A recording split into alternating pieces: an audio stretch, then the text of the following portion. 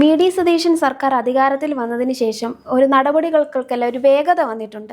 ഇപ്പോൾ ഫയലുകളൊന്നും താമസിയാതെ ഉടനടി അതിനെല്ലാം തീരുമാനം ഉണ്ടാക്കണമെന്നും അത് നോക്കാനായിട്ട് ഒരു ഡാഷ്ബോർഡിനെ പ്രഖ്യാപിക്കുകയും ചെയ്തിട്ടുണ്ട്.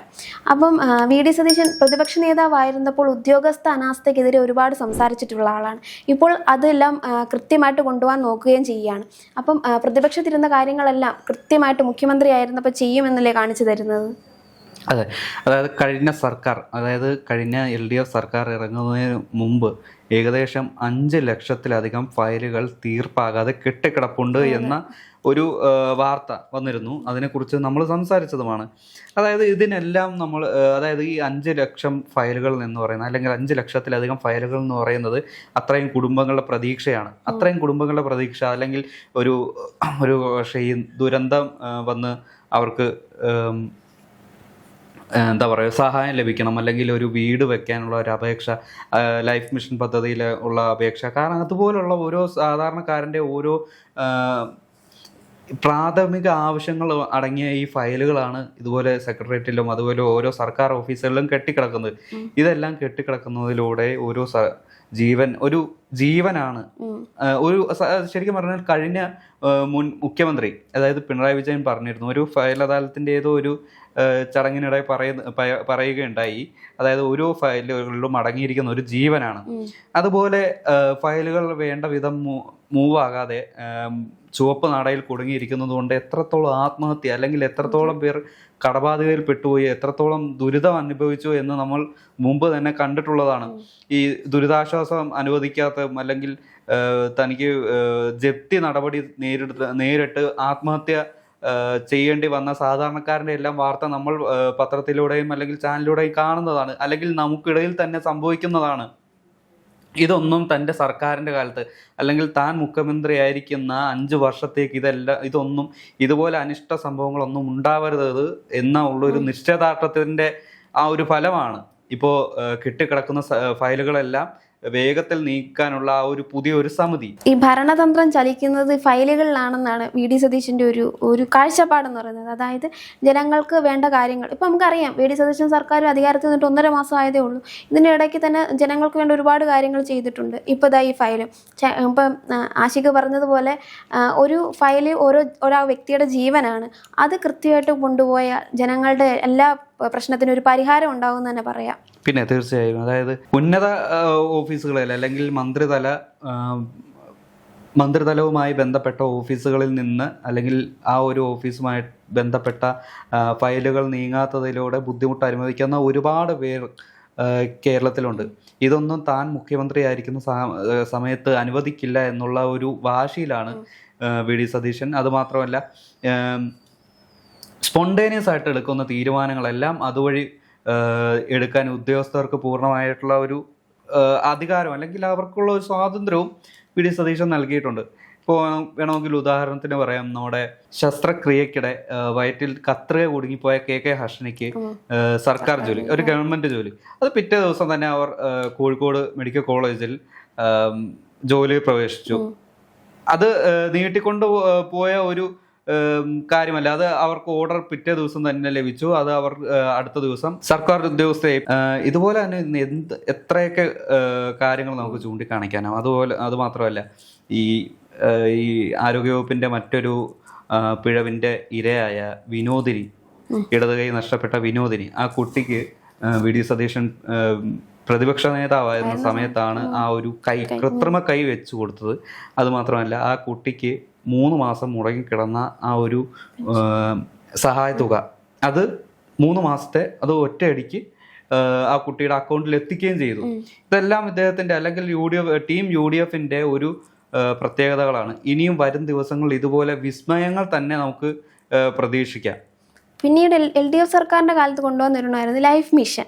അതിനെതിരെ UDF സർക്കാർ അധികാരത്തിൽ വന്നാൽ ആ ലൈഫ് മിഷൻ ഇല്ലാതാക്കും, പാവങ്ങൾക്ക് ലഭിച്ചിരുന്ന വീടായിരുന്നു എന്നൊക്കെ ഒരു പ്രസ്താവന പ്രതിപക്ഷം ഇറക്കിയിരുന്നു. ഇപ്പോൾ KM ഷാജി അതിന് ഉറപ്പ് നൽകിയിട്ടുണ്ട്, അതായത് ലൈഫ് മിഷൻ നിർത്തില്ല, അത് തുടർന്ന് തന്നെ പോകും, ജനങ്ങൾക്ക് വേണ്ട, പാവപ്പെട്ട ജനങ്ങൾക്ക് വേണ്ട വീട് വെച്ചു കൊടുക്കാൻ താങ്കൾ തയ്യാറാണ് എന്ന രീതിയിൽ. അപ്പോൾ പ്രതിപക്ഷത്തിൻ്റെ ആ വാദവും പൊളിഞ്ഞു പോയിരിക്കുകയാണ്.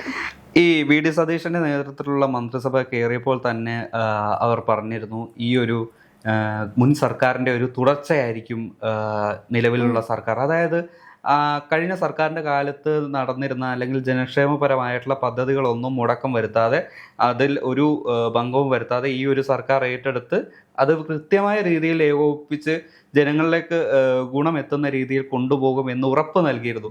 അത് തന്നെയാണ് ഇതിലും പാലിക്കപ്പെടുന്നത്. ലൈഫ് മിഷൻ പദ്ധതി വേണമെങ്കിൽ വേറെ രീതിയിൽ അല്ലെങ്കിൽ അതിലും അഴിമതി കാണിച്ചിട്ടുണ്ട് എന്നുള്ള കാര്യത്തിൽ തർക്കമില്ല. ആ ഒരു അഴിമതി കാണിച്ച് ഫയലെല്ലാം കോർഡിനേറ്റ് പരിശോധിച്ച് തങ്ങളുടേതായിട്ടുള്ള രീതിയിൽ ഉടച്ച വാർത്ത വേണമെങ്കിൽ അതവർക്ക് ആ ഒരു പദ്ധതി പുനരാവിഷ്കരിക്കാം. പക്ഷേ അതൊന്നും ചെയ്യാതെ ഈ ഒരു ലൈഫ് മിഷൻ പോലുള്ള കാരുണ്യ പദ്ധതികളിൽ ഇതുപോലെ ബുദ്ധിമുട്ട് അനുഭവിക്കാതെ ഒരേ തരമായിട്ടുള്ള രീതിയിൽ മുന്നോട്ട് പോകാനാണ് UDF സർക്കാരിൻ്റെ ആ ഒരു നീക്കം, അല്ലെങ്കിൽ ആ UDF സർക്കാർ ഉറപ്പ് തരുന്നത്. പിന്നെ മറ്റൊരു കാര്യം ഞാൻ പറയാം. അതായത് കഴിഞ്ഞ ദിവസം ഞാൻ സോഷ്യൽ മീഡിയ നോക്കി ഫേസ്ബുക്കിൽ ഒരു ട്രോള് കണ്ടതാണ്. നമ്മുടെ സെക്രട്ടേറിയറ്റിൽ ഇപ്പോൾ മുഴുവൻ വെളുത്ത ഡ്രസ്സ് ഇട്ട ആൾക്കാരുടെ തിരക്കാണ്. അതായത് വെള്ള ഷർട്ടും വെള്ള മുണ്ടും കൊടുത്ത ആൾക്കാരുടെ തിരക്കാണ് സെക്രട്ടേറിയറ്റിന് മുന്നിൽ നിന്ന്. കാരണം UDF മന്ത്രിസഭ വന്നതോടെ പല ആവശ്യങ്ങൾക്ക് വേണ്ടി ഈ ഒരു സെക്രട്ടേറിയറ്റിലോ അല്ലെങ്കിൽ നിയമസഭാ മന്ദിരത്തിലോ എത്തുന്ന ആൾക്കാരെ, സാധാരണക്കാരായ ആൾക്കാരെ പരിഹസിക്കുകയാണ് ഈ കഴിഞ്ഞ ദിവസം ഓരോ ഫേസ്ബുക്കിലൂടെ വന്നത്. അതുമൂലം ഭയങ്കര തിക്കും തിരക്കും ഉണ്ടാകുന്നു. നിയമസഭയിൽ ഭയങ്കര തിരക്കാണ് എന്നുള്ള രീതിയിൽ ഇടത് ഹാൻഡിൽ നിന്ന് ഭയങ്കര ആക്ഷേപമൊക്കെ വന്നു. പക്ഷേ കഴിഞ്ഞ സർക്കാരിൻ്റെ കാലത്ത് എങ്ങനെയാണെന്ന് വെച്ചാൽ ഒരു ഏരിയ സെക്രട്ടറിയുടെ കത്ത് വേണം, അത് ജില്ലാ സെക്രട്ടറി വഴി ഫോർവേഡ് ചെയ്യാം, അത് കഴിഞ്ഞ് സ്റ്റേറ്റ് സെക്രട്ടറി ഒപ്പിടണം, എന്നിട്ട് മുഖ്യമന്ത്രിയുടെ PAയുടെ അനുവാദം കൂടി ഉണ്ടെങ്കിലേ ആ ഒരു ഫയൽ മുഖ്യമന്ത്രിയുടെ ടേബിളിലേക്ക് എത്തൂ. ഇത് അങ്ങനെ ഒന്നുമില്ല. അതായത് ഇവിടുന്ന് ഡയറക്റ്റ് നമുക്ക് ഒരു അപേക്ഷ കൊണ്ടുപോയി നിയമസഭാ മന്ദിരത്തിൽ അല്ലെങ്കിൽ സെക്രട്ടേറിയറ്റിൽ കൊടുക്കാനുള്ള ഒരു അവകാശം സാധാരണക്കാരനുണ്ട്. അതുവഴി തങ്ങൾക്ക് ആവശ്യപ്പെട്ട അല്ലെങ്കിൽ അവകാശപ്പെട്ട ആ ഒരു നീതി അത് വേഗത്തിൽ ലഭിക്കാനുള്ള ഒരു സുതാര്യമായിട്ടുള്ള ഒരു വഴി കൂടിയാണ് UDF തുറന്നിടുന്നത്. അതിൽ കണ്ണുകടിയുടെയും അല്ലെങ്കിൽ ഫേസ്ബുക്കിൽ ട്രോൾ ഇടുകയും ചെയ്തിട്ട് വലിയ കാര്യമൊന്നുമില്ല. ഞാനും കണ്ടിട്ടുണ്ട് കുറെ. ഇപ്പം നമുക്ക് അടുത്ത് കഴിഞ്ഞാൽ നമുക്ക് റീൽസ് ആയിട്ട് കുറെ കാണാം. കാരണം ഒരു അമ്മമാരൊക്കെയാണ് തങ്ങളുടെ ആവശ്യം പറഞ്ഞ് നേരിട്ടാണ് മുഖ്യമന്ത്രി കാണുന്നത്. നേരത്തെ ഇല്ലായിരുന്ന ഒരു പ്രത്യേകതയാണ് ഇപ്പോൾ ഉള്ളത്. അതായത് ജനങ്ങൾക്ക് നേരിട്ട് എന്ന് തങ്ങളുടെ പ്രശ്നങ്ങൾ എന്താണ് എന്നൊക്കെ നേരിട്ട് എന്ന് പറയാനും അതിന് ധൈര്യമായിട്ട് കയറി ചെല്ലാൻ പറ്റിയ ഒരു സ്ഥലമായി ഇപ്പം നമ്മുടെ സെക്രട്ടേറിയറ്റ് മാറിയിരിക്കുകയാണ്. ഇപ്പം ഈ ഫയലുകളുടെ കൂമ്പാരത്തിന്റെ കാര്യം പറഞ്ഞില്ല, അതിലേക്ക് തന്നെ തിരിച്ചു വരാം. ഇപ്പോൾ ഒരു നവകേരള യാത്ര നടത്തിയിരുന്നു 14 ജില്ലകളിലൂടെ. അതായത് കഴിഞ്ഞ മന്ത്രിസഭ 14 ജില്ലകളിലേക്ക് ഒരു യാത്ര നടത്തിയിരുന്നു. ജനങ്ങളുടെ ക്ഷേമം അറിയാനും അല്ലെങ്കിൽ അവരുടെ പരാതികൾക്ക് പരിഹാരവുമായി നടത്തുന്ന രീതിയിൽ ഒരു അദാലത്ത് ഒക്കെ നടത്തുന്ന രീതിയിൽ ഒരു നവകേരള സദസ്സ് നടത്തിയിരുന്നു. ഓർമ്മയുണ്ടല്ലോ? ആ ഒരു നവകേരള സദസ്സിൽ പിന്നീട് എന്തൊക്കെ നടന്നു എന്നുള്ള കാര്യവും ഓർമ്മിക്കേണ്ട ആവശ്യമില്ല. ഈ നവകേരള സദസ്സിൽ തൻ്റെ ചെറിയ ചെറിയ കാര്യങ്ങളുമായി എത്തിയ സാധാരണക്കാരൻ തനിക്ക് നീതി കിട്ടുന്നതും അല്ലെങ്കിൽ തൻ്റെ ഫയൽ നീങ്ങുന്നതും പ്രതീക്ഷിച്ച് ഇപ്പോഴും കാത്തിരിക്കുകയാണ്. ഇതുവരെ, അതായത് 2-3 വർഷം മുമ്പ് വരെ നടത്തിയ ആ ഒരു യാത്രയിൽ ഈ മന്ത്രിമാർക്ക് മെച്ചമുണ്ടായതല്ലാതെ അല്ലെങ്കിൽ മന്ത്രിമാരുടെ സ്പോൺസർമാർക്ക് മെച്ചമുണ്ടായതല്ലാതെ പൊതുജനങ്ങൾക്ക് യാതൊരുവിധ മെച്ചം ഉണ്ടാക്കാൻ കഴിഞ്ഞ സർക്കാരിന് സാധിച്ചിട്ടില്ല. അതേസമയം ഈ പുതിയ UDF സർക്കാർ വന്നപ്പോൾ ഈ ഒരു ആ സർക്കാരിൻ്റെ കാലത്ത് വരെ കെട്ടിക്കിടന്ന ഫയലുകളാണ് ഇപ്പോൾ അതിവേഗം ബഹുദൂരം എന്ന രീതിയിൽ മുന്നോട്ട് പോകുന്നത്. ഇത് നമ്മളെ ഒരാളെ ഓർമ്മിപ്പിക്കുന്ന ഒരു സഡൻ ആക്ഷനാണ്. കാരണം ഉമ്മൻചാണ്ടി ജനസമ്പർക്കം അറിയാലോ, അദ്ദേഹം രാത്രി വരെ അല്ലെങ്കിൽ പാതിരാത്രി അല്ലെങ്കിൽ വെളുപ്പാൻ കാലത്ത് വരെ ഫയലുകൾ നോക്കി അതിന് തീരുമാനമാക്കി ഓരോ പരാതികളും പരിഹരിച്ച് മുന്നോട്ട് പോയിരുന്ന ഒരു ജനകീയനായ ഒരു രാഷ്ട്രീയ നേതാവ് തന്നെയായിരുന്നു. ആ ഒരു രാഷ്ട്രീയ നേതാവിൻ്റെ അല്ലെങ്കിൽ ആ മുൻ മുഖ്യമന്ത്രി ഉമ്മൻചാണ്ടിയുടെ പാത പിന്തുടർന്ന VD സതീശൻ ഇതല്ലാതെ മറ്റെന്ത് ചെയ്യാനാണ്?